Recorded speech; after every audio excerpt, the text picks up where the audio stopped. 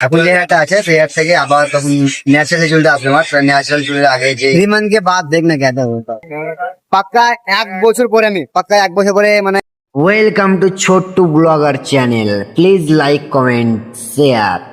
আজ থেকে প্রায় 10-15 দিন আগে আমি আমার মাথার চুলগুলো পুরোপুরি কেটে ফেলে দিই, কিন্তু ভিডিওটা আমি এতদিন পরে আপলোড করছি। মানে ব্যাপারটা হয়েছে কি, গ্যারেজে কাজের চাপটা অনেকটাই বেড়ে যাওয়ার কারণে আমি ভিডিওটা এডিট করতে পারিনি। শুট করা হয়েছিল, এডিট করতে পারিনি আমি।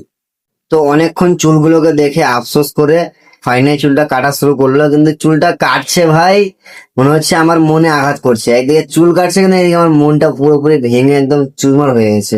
মানে প্রায় 1 বছর ধরে আমি চুলগুলো রেখেছিলাম, আর 1 বছর পরে আমি চুলগুলো পুরোপুরি কেটে ফেলে দিচ্ছি। মানে কতটা কষ্ট কি বলবো। মানে একটা ছেলেদের লাইফে সব থেকে মানে প্রিয় জিনিস আমার মাথার চুল, আর এই মাথার চুলটা আমি কেটে ফেলে দিচ্ছি আমি। তো অনেকক্ষণ পরে দাদা একটা আমার লুক করে দিল চুলের।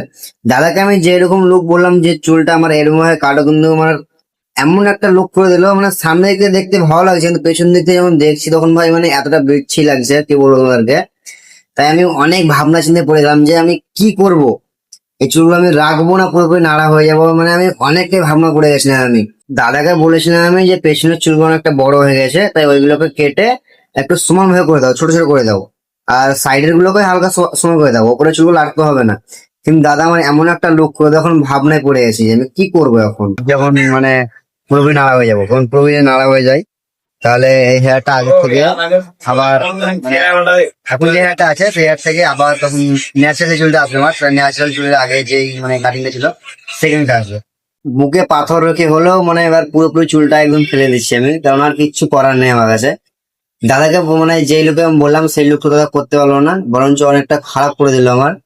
তাই মানে পুরোপুরি এখন নাড়া হয়ে যাচ্ছে, যাতে করে 3 মাসের ভিতরে তো আমার মানে ন্যাচারাল একটা চুল চলে আসবে আমার।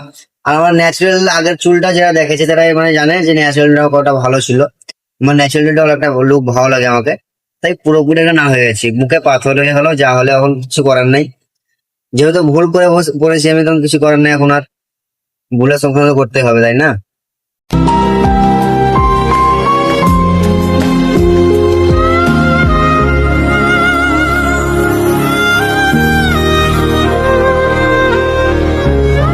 মানে কি বলবো ভাই, এতটা দুঃখ লাগছে যে মানে পাক্কা 1 বছর পরে আমি পাক্কা 1 বছর পরে মানে চুলটা কাটিং করলাম, তাও পুরোপুরি হয় নাড়া।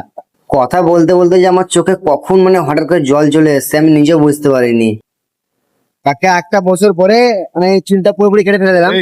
তার কারণ যে অবস্থা হয়েছিল চুলের আমার, সেই অবস্থা থেকে আমার চুলটা পাওয়ার জন্য আমাকে করতে হলো, কিছু করার নেই।